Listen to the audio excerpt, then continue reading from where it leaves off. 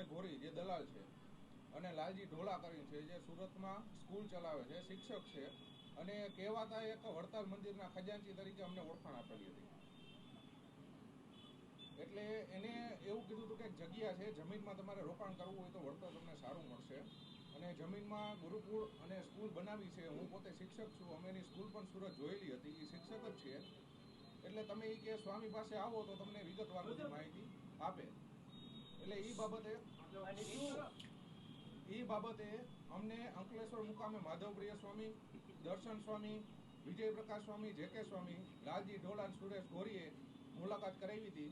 અમે મુલાકાત કરેલી હતી. એને એવું કીધું હતું કે લીમ ગામમાં જમીન છે 500 વીઘા, અમે સીધા ખેડૂત પાસે જાશું તો અમને મોંઘી જમીન આપશે, અમારે એમાં ગુરુકુળને મંદિર બનાવવાનું છે, તો તમે જો સોદો કરો અને તમારા નામે સાટાકત ભરાય તો એમાં અમને વાંધો નથી. તમે સુધીની રકમ અત્યારે થોડી રોકજો, બાદમાં અમે તમને રકમ તમારી પાછી આપી દેશી અને માથેથી તમે કમ્પ્લીટ કરીને આપો, ફરતી કોર ફેન્સિંગ કરીને આપો, લેવલિંગ કરીને આપો અને અમે કઈ પ્રમાણે દસ્તાવેજ કરીને આપો એટલે તમને વળતર પણ આપીશું. ત્યારે અમે એને એવું કીધું હતું કે જમીનના પૈસા થોડાક તમારે આપવા પડશે. એટલે એને 50 લાખ રૂપિયા પહેલા રોકેલા હતા. અમે ત્યારે 2.5 કરોડ રૂપિયા રોકેલા હતા. અમારા નામનું સાટકત થયેલું હતું. બાદમાં 75 લાખ રૂપિયામાં 20 લાખ રૂપિયા એને રોકેલા હતા, 50 લાખ 55 લાખ રૂપિયા અમે રોકેલા હતા અને ખેડૂતને હપ્તો આપ્યો હતો. પછી અમને દુબઈ પણ લઈ ગયા હતા. ત્યાં દાતાને મળાવ્યા હતા, એના જે કાંઈ દાતા હોય અને મિટિંગ કરાવી હતી અને દાનના પૈસા ત્યાંથી આવવાનું કીધું હતું વડતાલ મંદિરે અને પૈસા ખેડૂતને આપણે દસ્તાવેજ કરાવવાની વાત કરી હતી.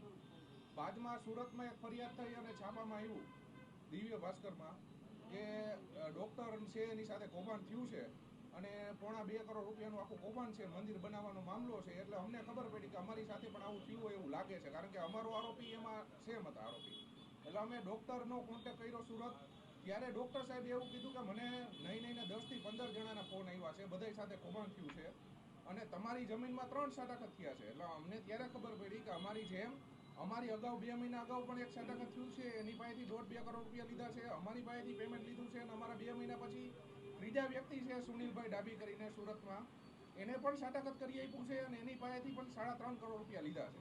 એટલે આ લોકોની મોડસ ઓપરેન્ડી એ છે. અમે તપાસ બધી કરી, અમને જાણ થઈ, અમને એ ખબર પડી કે આ લોકોની મોડસ ઓપરેન્ડી એવી છે કે એક જમીન રીંજા ગામની જમીન છે, એમાં 10 સાટાકત થયેલા છે. 1 કરોડ રૂપિયાથી લઈને 10 કરોડ રૂપિયા સુધીની રકમ અવેજની લીધી છે. કોઈને પૈસા પાછા આપતા નથી, જમીનનો દસ્તાવેજ પણ કોઈને કરી નથી આપતા અને અવેજ વસૂલ કરીને સ્વામીને, ખેડૂતને, દલાલ બધાય ભાગ બટાઈ કરીને પૈસાનું આખું કૌભાંડ કરે છે. માધવપ્રિય સ્વામી છે એની અમે બધી તપાસ કરી. એની ઉપર 307નો ગુનો દાખલ થયેલો છે. એને વ્યાજ વટાવનો ગુનો એની ઉપર દાખલ થયેલો છે. 3 થી 4 જમીન કૌભાંડનો ગુનો પણ એની ઉપર દાખલ થયેલો છે. અને વિજય પ્રકાશ સ્વામી છે જે જાલણસર ગુરુકુળ ચલાવે છે, ત્યાં પણ આની પહેલા મહિલામાં પણ એના વિડીયો વાયરલ ઘણા થયેલા છે, અમને જાણમાં પણ આવ્યું છે, જોયેલા પણ છે. એને માર પણ મારવામાં આની પહેલા જમીન કૌભાંડમાં આવ્યો છે. જેકે સ્વામી છે એની ઉપર અત્યારે નહીં 10 ગુના જમીન કૌભાંડના છે, અત્યારે ચાલુ છે, એ ફરાર છે છેલ્લા 6 મહિનાથી. અને દર્શન સ્વામી છે એની ઉપર 3 થી 4 ગુના ચાલુ છે. અને આ લોકો મોડેસ ઓપરેન્ડીથી સ્વામિનારાયણ ધર્મના બેકગ્રાઉન્ડમાં એને એવું છે કે અમારો ધર્મ અમને સપોર્ટ આપશે, પણ હકીકતે વડતાલ મંદિરેથી કાઢી મૂકેલા સ્વામી છે. આને કોઈ સાચવવાવાળું નથી, આને આગળ પાછળ કોઈ નથી. અને આ લોકો પૈસા બધાય ભેગા કરીને એના ભાઈથી બાંધકામનું સુરતમાં કામ કરે છે, બધાય પૈસા ત્યાં ટ્રાન્સફર કરે છે. અમારી સાથે કેટલાની છેતરપિંડી? અમારી સાથે 3 કરોડ રૂપિયા, 3,04,50,000 રૂપિયાની છેતરપિંડી છે.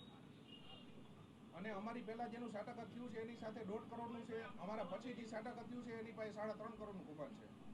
અને રીંજા ગામમાં જે કૌભાંડ થયું છે એ સ્વામીઓ જ કરેલું છે. એમાં 1 કરોડ રૂપિયાથી લઈને 10 કરોડ રૂપિયાની અવેજ લીધેલી છે. તમને કઈ ધમકી ખરા આવે છે અત્યારે? ધમકી તો એવી જ આવે કે ટૂંકમાં તમે ફરિયાદ કરોમાં, નકર અમારે રાજકારણી સપોર્ટ બહુ સારા છે ને અમારે નવતમ સ્વામીને કઈ એમ અમે કરે, નવતમ સ્વામીનું નામ બતાવે છે. હકીકતે નવતમ સ્વામી એને મળેલા હોય ન હોય અમને કઈ ખ્યાલ નથી.